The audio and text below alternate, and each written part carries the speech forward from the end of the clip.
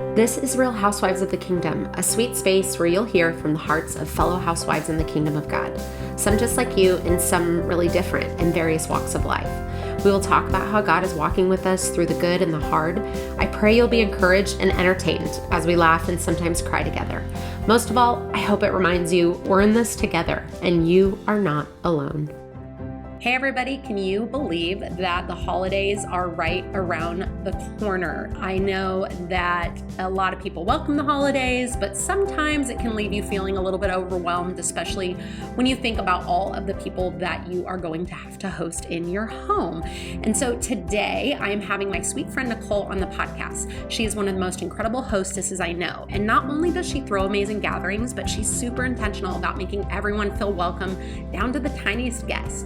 Despite her really busy traveling schedule all over the world for work, she tells us why prioritizing and getting together with friends and family is important. She also shares about how this sweet, welcoming perspective was cultivated since she was small and gives us some tangible tips to take the pressure off and truly enjoy hosting and prioritizing people in your life.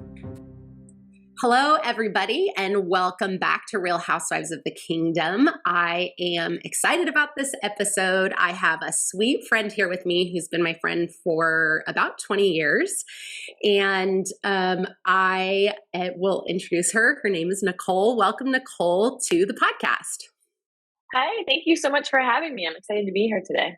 Yay. Well, we are right around the corner from the holidays, and that is why I wanted to have my friend Nicole on, because something that we share that we both love is hosting people, and she is one of my friends who I've seen she does this from her heart, and it's just like the sweetest thing to be hosted by her, and I just wanted her on the show today because I wanted to pick her brain on just some tips and things about hosting and what has kind of inspired her to have a heart to really make people feel welcome. And so we will get into that, but why don't you tell people a little bit about you?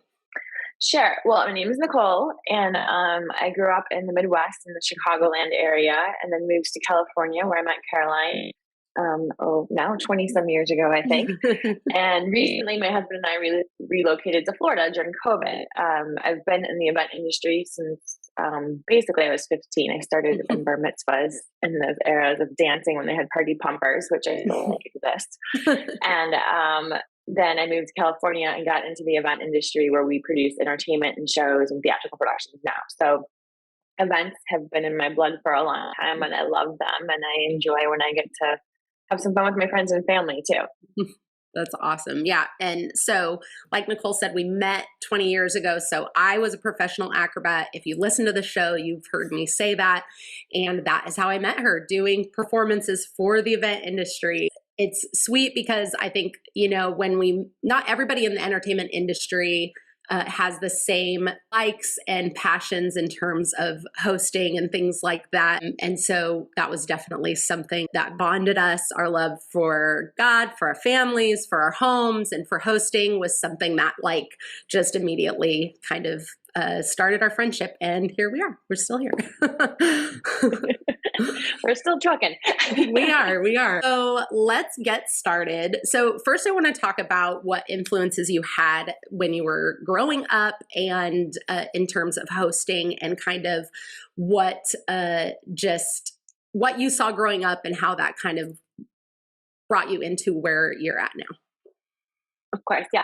So I actually grew up in a horse farm outside of Chicago, and my family was very close. So it was my grandparents' house, my parents' house, and my aunt's house, my cousins. So we all grew up in the same land together.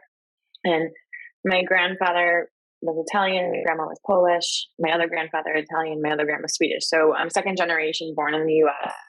So there was a very European lifestyle that we led. Sunday dinners was always happening at our house, but on the farm in particularly, everybody was always welcome all the time. It didn't matter time, day, or night. If they drove on, they were staying for supper, they were staying for lunch, they were having coffee with us. Family itself, they loved to throw parties and picnics. So we were always hosting cousins of cousins of cousins and friends of friends of friends. And every summer we had a huge 4th of July party. My grandma just, it was always just the more the merrier, and took people in and fed them and whatever she could do to make people feel welcome. So I think that's where a lot of it stems from. Christmas Eve was always a big Polish side of the family and a big Polish thing with pierogies and the whole meal. And we take days, take everything. And there'd be 100 people for Christmas Eve at my grandma's house, all in the basement, kids running everywhere. Santa would come, and it was just a really big family deal. So I think I was just it's been in my blood since I was born. I watched my parents do it. My entire family has done it. And so I think that combined with then going into events at a young age, I went to Ohio State.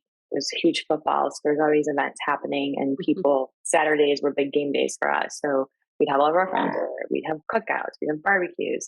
We'd go to the game. We'd come back, and we'd do what college kids did.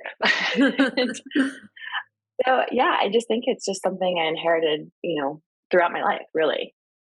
Yeah, it's so interesting because my grandma was German, and that was where we did big Christmas Eves at her house too. And there was very much the European influence, and she was the same way of like, hey, everyone's welcome. Like, if you don't have a place to be for Christmas, you can be with us, and making sure everybody was welcome. And so I love that. And I love hearing that background, because I feel like we've talked about that a little, but I don't know if I've heard all of those details. So I love it. Yeah, it's really fun. Something different too. I don't think, everybody grows up a little bit different, and I had a really unique childhood in that sense. Well, it's funny because I think because that's kind of similar, like for me, my grandma had a big two-story Victorian house, so it was really magical, and her Christmas tree in the parlor and all of that was just, and all the cousins running around and everybody just having fun. I think I thought everybody kind of had the same kind of thing, so, and then you grow up and you become an adult and you realize, oh, not everybody had the same kind of family feeling and all of that. So a lot of people feel overwhelmed with hosting, but it's so interesting because you do. So Nicole, like when she says she's in the events industry, she plans these massive parties for companies that have 100 million moving parts, and she just does it with such ease, and and they are just beautiful and turn out amazing. And she plans everything from just making sure everything comes together, from the entertainment down to sometimes the linens and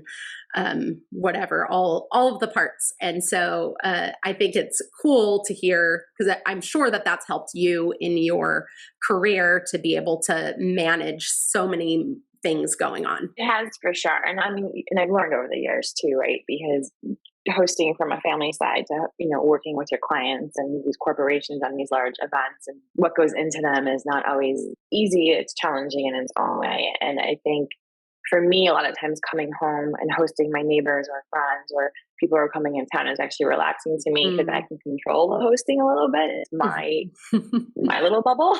Yeah. And it's my ideas and how I want to present it is, even if it's just a dinner party for 4 versus, an event where I'm having 30 or 50 people. Event setting, it is a lot of moving parts, and there are, things get missed. I screwed something up last night for an event. So things happen. And I think even when hosting in your own home, things happen. It's all live. Nothing's perfect all the time. And it's never going to be. You just have to enjoy it, embrace it, and you learn from it, move on. And keep going and keep moving on. Well, and I've seen on both ends of you working and in your house, and how you just have an ease. And I'm sure that the listeners can tell by how you're saying it that it is a joy for you to host in your home. You can hear it in how you're talking about it. And I think people kind of give into the stress of when things don't go perfectly. And that was really good tip there to not let those big things or little things even stress you out. Well, and I think too, when we first moved to our old house in San Diego, our neighbors, we'd have them over for dinner, and they one night had said to us, we're afraid to have you guys over because you're always cooking these fancy dinners. And I was like, you could order pizza. We don't care. It's not about what I make. I enjoy doing this for you. And if I'm going to do it for Mark and I, why not include a few more people?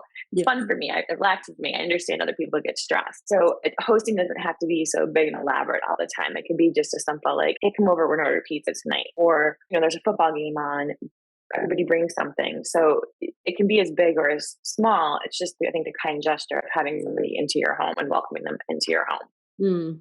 Yeah, I agree. And I And I want to say too, one of the things that really stuck out to me, I'm trying to remember exactly which gathering it was at your house, but I remember one of your friends who has kids were coming over, and Nicole and Mark don't have any kids, but she pulled out these toys and had this whole little play area set up for the kids.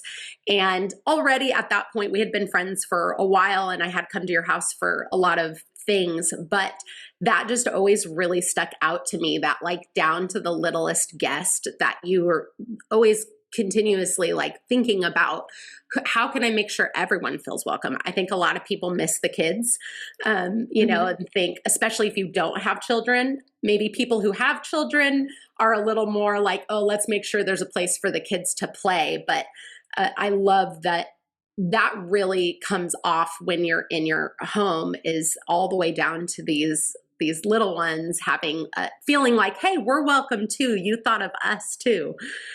And I love that. Thank you for that. I appreciate that a lot. And we don't have children, but we love kids. It's easy when you go to another family's house and they have kids, because the kids have their bedrooms to play in or their toy area or whatever it might be. But when you're coming to a home of people who don't have children, it's daunting, I think, on the parents too, because they're like, trying to bring everything. So I just keep a little stash. I have some blocks. I have a few dolls. The girls, I have some memory games, kind of different age things the kids can play. Dollar store, the dollar area, Target or the dollar store, you can pick up little crayons and things. Just keep them in a box. And then when my kids come over, you got something little. And they love it. The parents like it because they're like, oh, you got of my children. And it's fun because you can do it with the kids too. That's awesome. Talked about like, it doesn't matter. Like it could be ordering a pizza. It could be football. You were in college and you were, already hosting. I think sometimes people picture hosting as maybe more than it has to be. But I feel like, even if it's a hotel room that you're sharing with me because we were on a show together or something, I feel welcome to be there with you. And that is something that I see you already talked about with your family and that sort of a thing. But did you see that played out in like your mom and your grandma? Yeah. So my grandmother, she took in my grandfather's brother's children at a younger age. Their mother had some problems. So they came and they lived with her for the summers. She took in some other kids too. So my mom and my aunts that were her kids had to share their parents a lot, some of their cousins and things. So that was just kind of always in our blood, and people, whether they're family or, in Italian, everybody's a cousin. So left of them.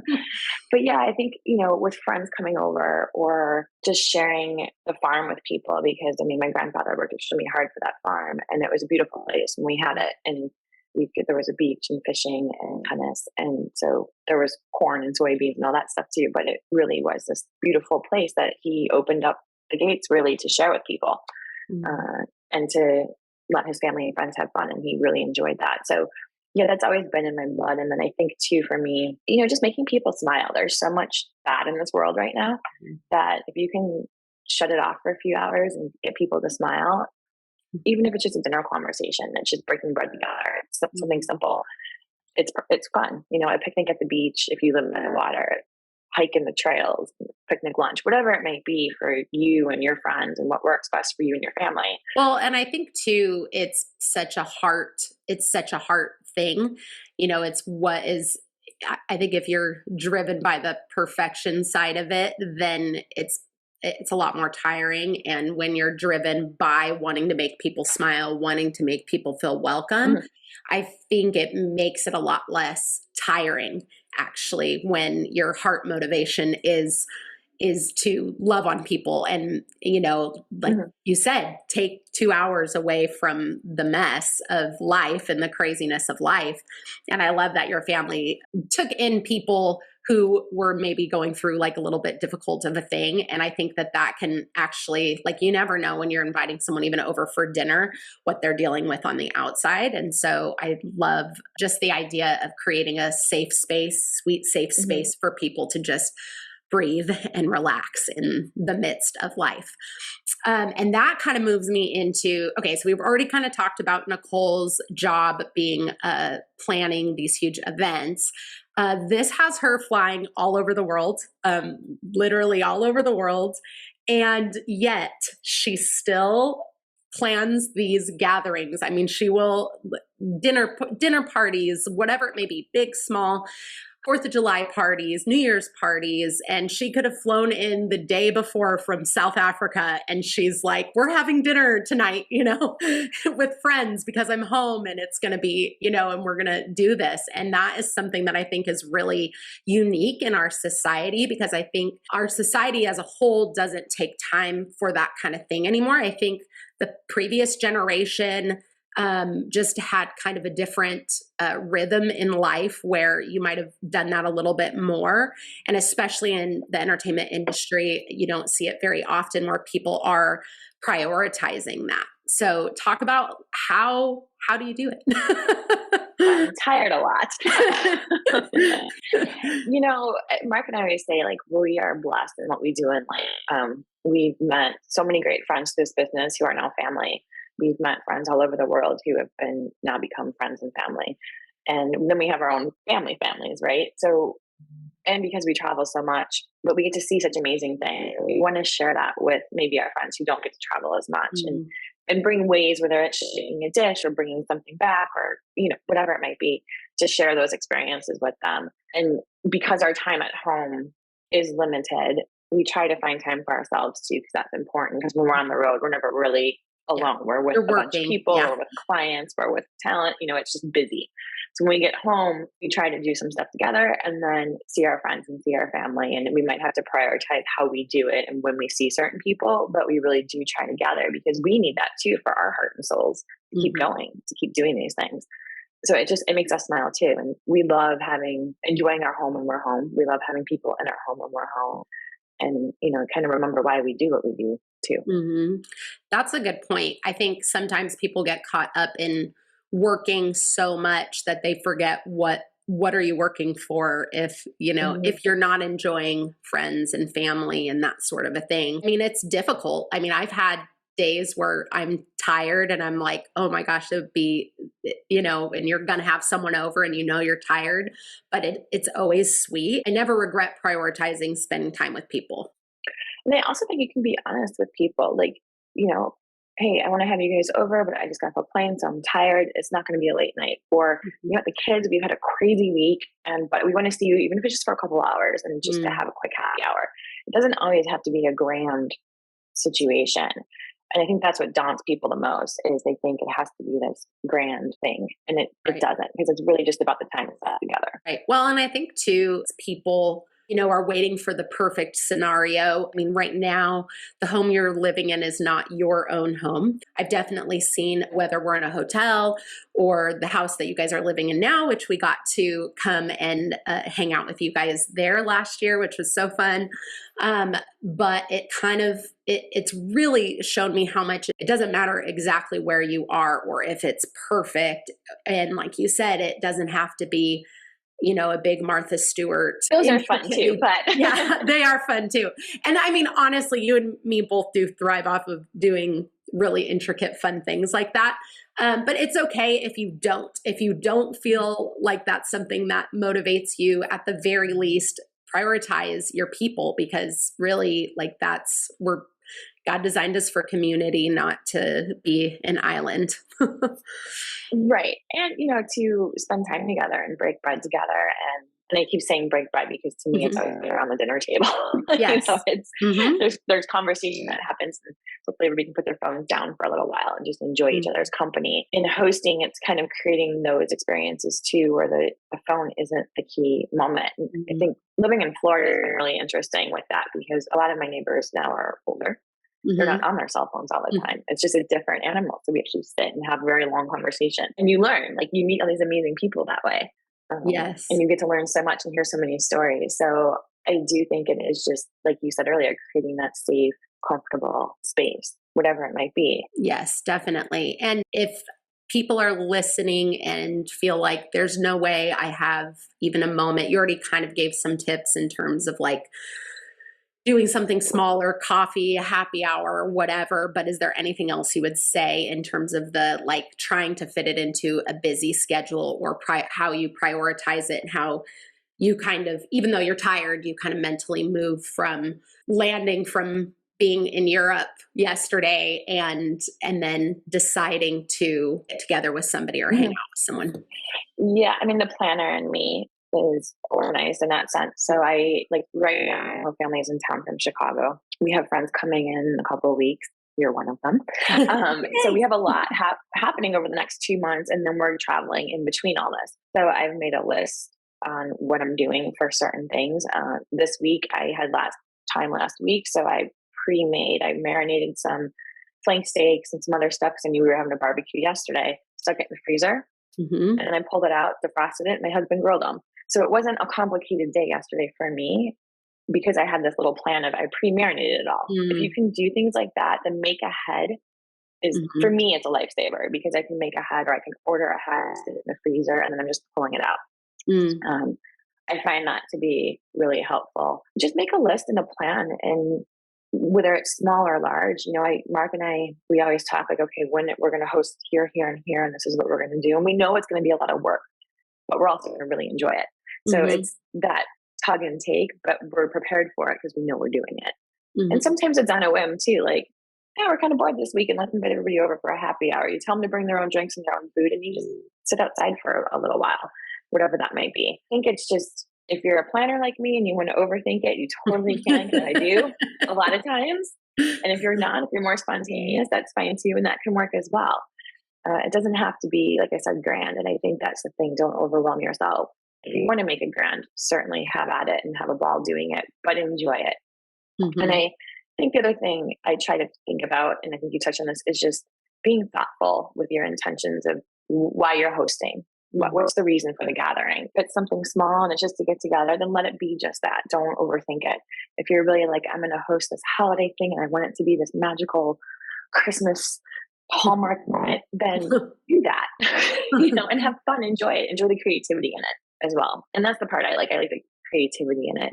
I'm like you. I like doing fun, intricate things, but I also think, you can be creative, whether it's big or small, and you can kind of let it be you. Even I think about times at your house where maybe we were there for a weekend or whatever, and you order a Chicago style pizza. When you do that, you tell me stories about, we talk about Chicago and we talk about that kind of thing. And that feels creative to me, even though that is a seemingly easy thing, but it's very you, and it's about where you grew up, and there's a story behind it, and something simple like that is uniquely sharing yourself with your guests. And I think that is so cool. Hey guys, it's Kevin and Caroline Rogers. As you probably know by now, we love our marriage and are so passionate about giving others the tools they need to truly have a joyful marriage. It breaks our hearts to know the divorce rate, whether you are a Christian or not, is 50%. Yikes. We also know that nobody gets married and hopes to have a divorce. Exactly. This is why we feel God has given us the motivation to equip as many couples as possible before walking down the aisle. On our 20th wedding anniversary, we launched an online premarital course. We share our own experiences as well as what God's Word says about marriage. In it, we go over 5 cornerstones of a healthy, God-honoring marriage and give you tangible tips on how to walk in it. You'll have over 5 hours of video teaching from us, along with downloadable resources to take into your marriage. We have always loved our marriage and want you to love yours too. If you're getting married and would love to have some great tools to take into marriage, join us today for the course. Hey, even if you know anyone who is getting married, be sure to share this info with them. Link to the course is in the show notes or on our website, marriedrogersneighborhood.com. While you're busy planning your wedding, don't forget to plan your marriage. Join us and learn how to thrive and not just survive. Okay, so what is your favorite gathering that you have hosted and why? Wow. I made up my own gathering. Yes. It's called Ladies Fall Fest. Yeah. And it is one of my favorite things that I do every year. It's a little bit selfish because it really is something I enjoy doing, but it's also something I do for my friends and family each year. And I started it when we moved in our house in California because I was traveling so much. And I just wanted to kick off the holiday season and have time with the the ladies again, because, we all get busy in life and we don't really just get together and do stuff as much as maybe generations before us did necessarily, or maybe some other people do, but I wasn't having that opportunity. I think some of my friends were either. So first year I started, it was really fun, and it was a small dinner, and then it kind of grew bigger and bigger and bigger. And I'm small again. So every year it sort of changes, but it turned into a larger gathering. And then it turned into, where were we traveling? There was several years where I was going overseas a lot. So I was trying to bring back a piece of something that we enjoyed, whether it was from France or Italy or Spain or South Africa one year, to bring those experiences to this little event I was having, because it was fun for me, and it was fun to relive the trip a little bit, but also bring some of that culture back to people who I know might not ever travel to some of these places and to just enjoy it with that. So that is my favorite event. Yay. And I am part of the ladies Fall Fest group, which has been really fun to see it kind of morph and change over the years, but being at that first one, dinner at your house, and just so sweet. And I think it was really unique. What year was the first year? It would have been 2011, I think, because that's when we moved into the house out in Santee. I think it was so unique to me when you invited me to it, because we obviously saw each other for work, traveling stuff together, whatever. But then when you invited me to that and I came, it was very similar to something that, I like. Like, I like doing things like that. And I had never met anyone in the entertainment industry that had that same kind of idea. I mean, we do have another friend who likes to host too. It's just rare in the entertainment industry, and maybe it's rare in other industries too, but it was just, I think it was so cool that you just decided to make this go, you know what, I'm not getting together with my friends. Let's do this outside of work. Let's do something together and make a thing. And it's so cool that here we are 11 years later, getting ready to do our Ladies Fall Fest. Actually, when this comes out, me and Nicole will actually be together in Florida. I'm really excited about it. And this year we are going to Disney World. So that is a really exciting thing. And that's something me and Nicole have in common too, is that we both grew up loving Disney and still do. Yes, we do. I'm excited for this year. It's going to be really fun. I know. And it's something I've always wanted to do. So I'm glad to finally be doing it. It's so awesome. I love it. I can't wait.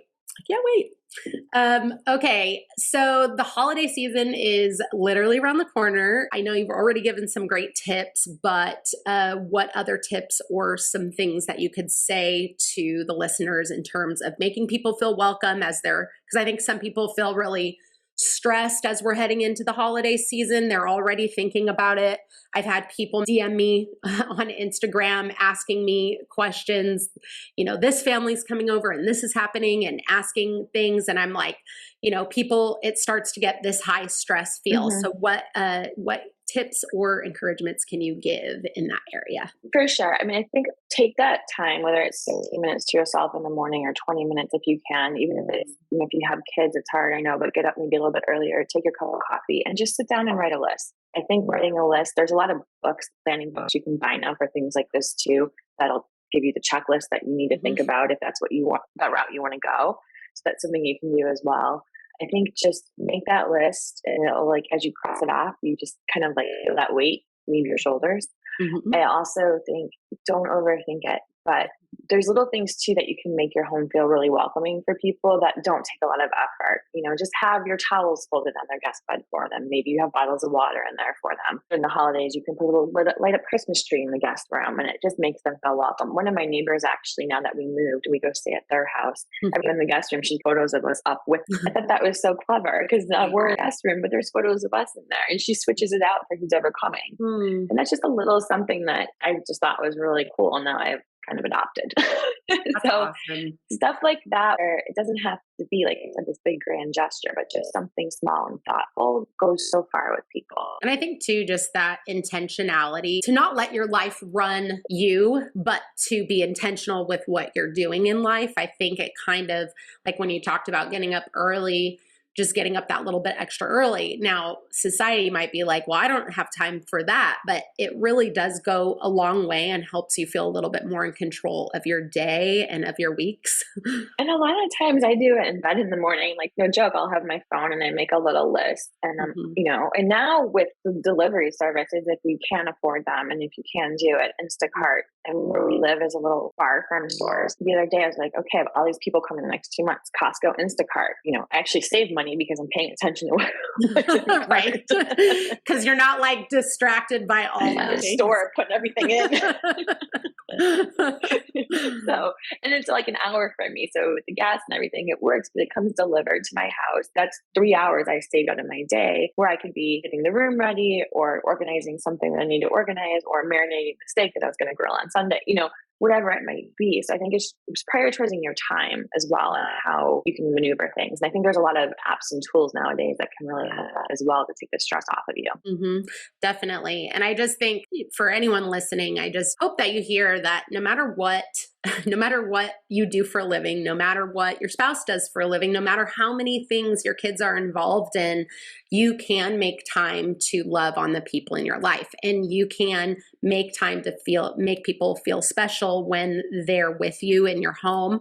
And I think that when people don't prioritize loving on people as their goal, that's when it can really start to make you feel tired and like, oh, it's kind of pointless to do because you're not going to get fulfilled by it. But I think that when your intention is, let's get together, let's stop in the middle of this busy life because this is life too.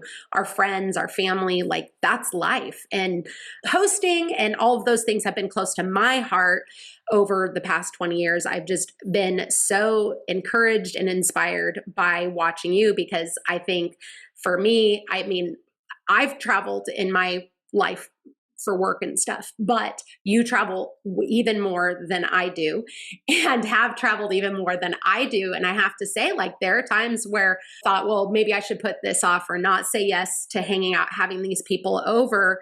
But then I think about it and I think about how sweet it is that you make that a priority. And I just think that that's so important. And honestly, that is exactly what God wants us to do, is just love on people. And I think that you've given me such an encouragement in that over the years. Well, thank you. And I agree with you. I think we're so blessed in what we've been able to do in life and the people that we've met in life. I really enjoy that time with them. We've been hosted in other countries and places where, just experience alone makes you go, okay, well, I can bring this back. And that little bit of spark and joy. And when you do travel and you see how the way different people operate and the way they host, the heart of it all is just opening up your home and being kind. Thank you. Thank you. Thank you. That's such good encouragement and such good tips. Do you have any resources that you want to share? I love Instacart. I love Real Simple magazine. I think they always have some great little tricks and things in there. Martha Stewart has some fun stuff. Some of it's a little bit more complicated. Real Simple, I feel like, has some easier tricks for the trade. Yeah, exactly. And just Google things. I want to make this ahead of time, make ahead meals, whatever it might be for you, or go buy a cookbook. If you want to learn how to make a signature dish, take a cooking class. Make it a date night. Make it something fun that you and your spouse can do together. Mark and I took a paella class in Spain, and then we brought it home and made paella for everybody. So things like that where you get 2 for 1 for you and everybody gets to enjoy it too. So I think make it fun and be creative in what works for you and your family. That is awesome. All right. Well, we are going to wrap up with our rapid fire questions. What is your favorite Bible verse and why? So I like Luke 6:37. Judge not and you will not be judged. Condemn not and you will not be condemned. Forgive and you will be forgiven. I just think there's so much judgment in this world right now and people need to learn to not judge. Amen. I think that goes along so well with what we're talking, how I'm talking about how people feel when they're with you, whether you've invited them out to dinner and you're the one who did the inviting and we're sitting at a table together. You truly do make people feel welcome and loved and seen. And, I'm as you know, as my friend, I'm a talker and you always listen to me. I always feel really loved by that. And I try to listen. Sometimes at night I have to tell her to stop.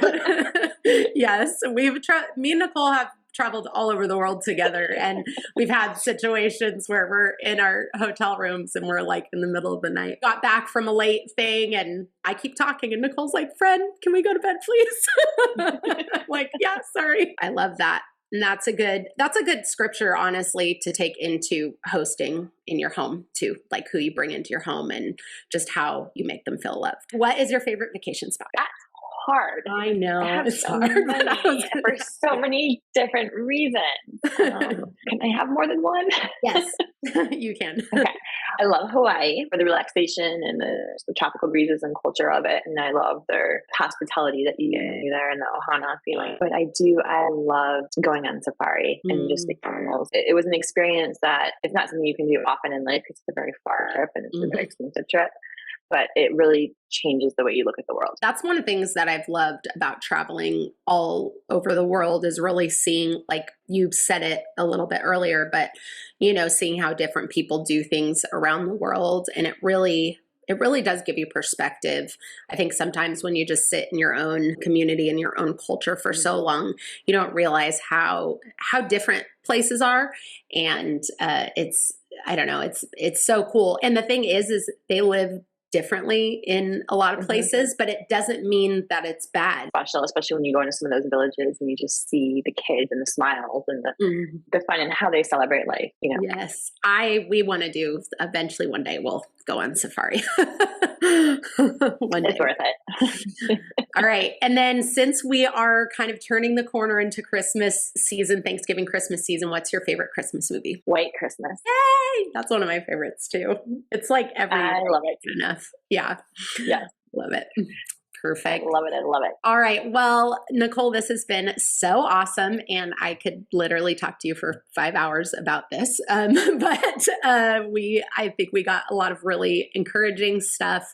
So just thank you so much for being on the podcast. Thanks for having me. It was fun. Okay, friends, that's it for today. I'm truly grateful you joined us. If you think others would be encouraged by this episode, you can easily share it by taking a screenshot and adding it to your stories or feed. You can also text it to a friend. New episodes are available every Friday. Be sure to subscribe so you can catch them all. You can find and interact with me on Facebook and Instagram at Married Rogers Neighborhood, as well as my website, which I linked in the show notes. If you enjoyed the show today, I would so appreciate if you could take a second to rate and give a 5-star review. It helps more people find it, which makes a huge difference for me and the podcast. Just remember, we are in this together. God loves you, and you are not alone. See you next time.